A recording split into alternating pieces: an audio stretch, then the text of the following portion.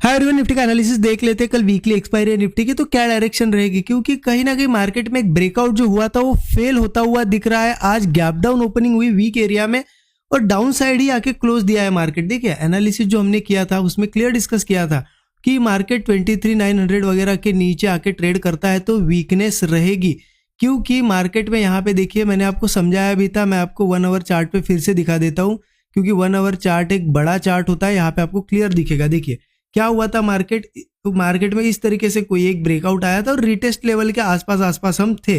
मैंने आपको एक चीज बताई थी कि अगर सस्टेन कर जाता है तो क्लियर है कि मार्केट का ये ब्रेकआउट यहाँ पे रिटेस्ट और ऊपर चला जाएगा, लेकिन गैप डाउन वगैरह होता है और वापस से इन लोज के आसपास, लेवल भी मैंने लिख के दी थी आपको 23,900, इस लेवल के नीचे अगर सस्टेन करता है तो फिर मार्केट वीक रहेगा, सेलिंग हम कर सकते हैं, राइट। उस हिसाब से मैंने भी आज के दिन सेलिंग ही की है, राइट। देखिए 23,900 के ऊपर रहता तो फिर ये रेंज में रहता, हो रेंज में रहता तो यहाँ कोई डायरेक्शन नहीं थी क्लियर, लेकिन 900 के नीचे ट्रेड कर रहा था, इसलिए हम सेलिंग यहाँ पे कर सकते थे। अब मैंने कहा सेलिंग का ट्रेड लिया, वो आपको दिखा देता हूँ। स्टूडेंट ग्रुप में मैंने शेयर कर दिया था।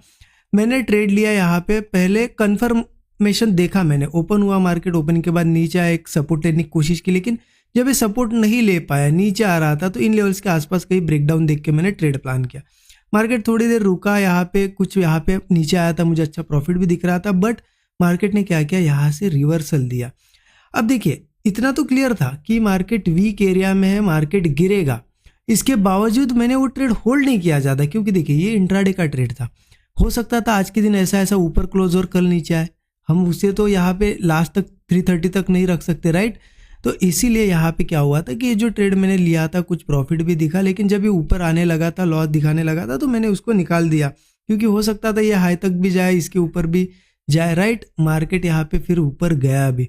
अब यहाँ पे मैंने बाद में ज़्यादा देखा नहीं मार्केट को, क्योंकि देखिए मार्केट था वीक एरिया में। वीक एरिया का मतलब क्या है कि यहाँ से कहीं ना कहीं से गिरना ही चाहिए था, लेकिन मार्केट धीरे धीरे यहाँ से, देखिए यहाँ एक ब्रेकआउट बनाया, फिर यहाँ ब्रेकआउट, इसलिए मैं ज़्यादा देख नहीं रहा था मार्केट को, क्योंकि बाइंग तो मुझे करनी नहीं थी इस एरिया में।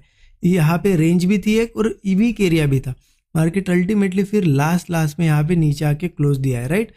अब इम्पोर्टेंट क्या है कि अब ये जो क्लोजिंग मिली है ये बहुत ही अच्छी क्लोजिंग है, जिससे एक डायरेक्शन क्लियर हो रही है। क्या क्लियर हो रही है कि सेलिंग मार्केट में हम अब कर सकते हैं, मतलब कल की एक्सपायरी का जो दिन होगा उसमें सेलिंग के ट्रेड्स अच्छे बन सकते हैं। क्यों ऐसा बोल रहा हूँ मैं आपको, वो 1 आवर चार्ट पे दिखा देता हूँ। देखिए यहाँ समझिए, थोड़ा सा समझिएगा, आपको क्लियरिटी आ जाएगी। जैसा कि मार्केट जब गिर रहा था न्यूज़ की वजह से, जो वॉर चल रहा था, फिर यहाँ से जाके 22,200 के आसपास से रिकवर कर गया था, राइट। अच्छे खासा ऊपर जा रहा था और यहाँ सस्टेन भी किया और एक ब्रेकआउट भी बनाया। अब इसका मतलब क्या था कि चलो सपोर्ट बनाया, ऊपर गया, यहाँ से ब्रेकआउट आया, अब सस्टेन करके निकल जाना चाहिए था अगर सही में मार्केट को बुलिश जाना होता तो। बट मार्केट ने गैप डाउन दिया और कहीं ना कहीं वीक ऐसा स्ट्रक्चर बना के क्लोजिंग दी है लोज के आसपास। देखिए एक बार यहाँ से ट्राई किया, सेकंड टाइम, थर्ड टाइम भी ट्राई किया, फोर्थ टाइम आ रहा है, इसका मतलब कहीं ना कहीं वीकनेस से नीचे जाने की कोशिश अब मार्केट कर सकता है। ये आज की क्लोजिंग देख के लग रहा है, मैं मन से नहीं बता रहा हूँ, मैं यहाँ पे आपको प्राइस एक्शन समझा रहा हूँ।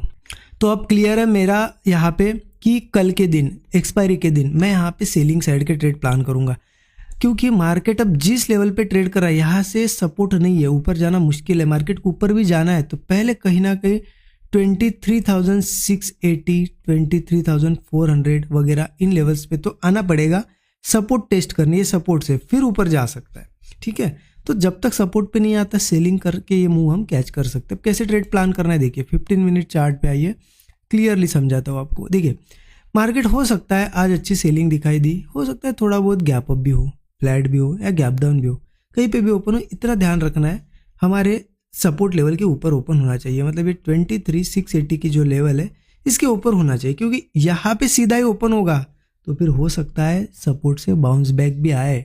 चाहे तो आप सपोर्ट पे ओपन होने के बाद होल्ड करके ब्रेकआउट आता है तो छोटे मोटे कॉल साइड के ट्रेड ले सकते हो कम क्वांटिटी में, बट जब तक इस पे नहीं आता मार्केट में सेलिंग बनी रहेगी।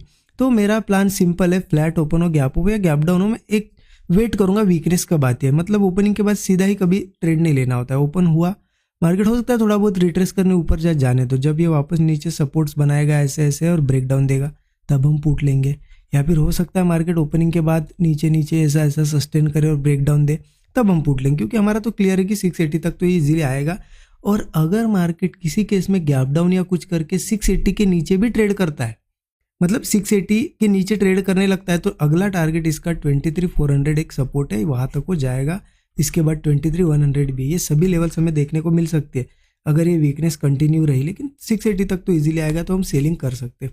अब मान लो अच्छा खासा गैप अप हुआ तो क्या करना है, क्या बाइंग कर सकते हैं? देखिए बाइंग का सिनेरियो अभी नहीं बन रहा है। मैं आपको अगर दिखाऊँ 1 आवर चार्ट पे फिर से, तो बाइंग का सिनेरियो क्यों नहीं बन रहा है? देखिए बाइंग ऑलरेडी अच्छा खासा सस्टेन करके ब्रेकआउट किया था मार्केट ने, लेकिन वो फेलियर आते हुए दिख रहा है।